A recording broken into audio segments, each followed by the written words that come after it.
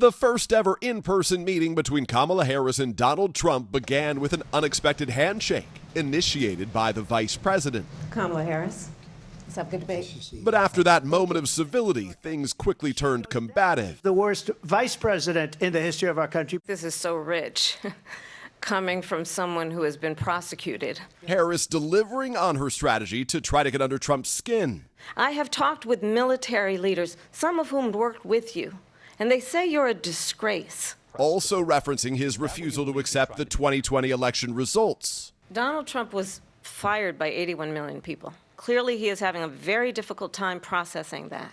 Which Trump doubled down on when asked about his recent comment that he lost by a whisker.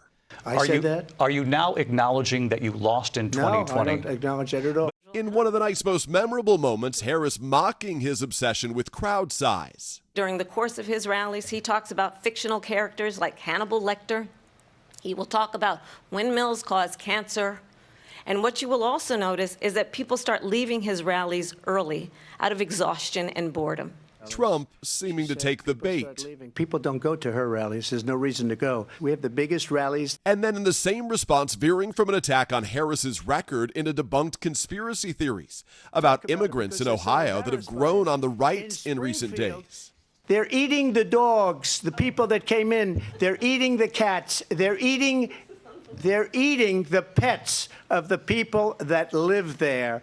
You talk about extreme. The two also sparring over abortion rights. What I did is something for 52 years. They've been trying to get Roe v. Wade into the states.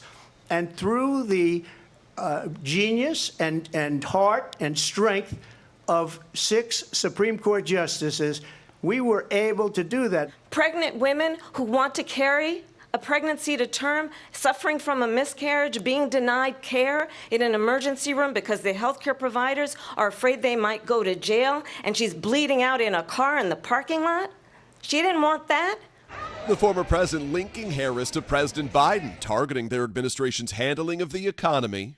I've never seen a worse period of time. People can't go out and buy cereal or bacon or eggs or anything else. And its chaotic withdrawal from Afghanistan. That was one of the most incompetently handled situations anybody has ever seen. In closing statements, Harris hoping to leave voters with an optimistic message. We're not going back. It's time to turn the page. While Trump accused her of setting the country back. She just started by saying she's going to do this, she's going to do that, she's going to do all these wonderful things. Why hasn't she done it? She's been there for 3.5 years.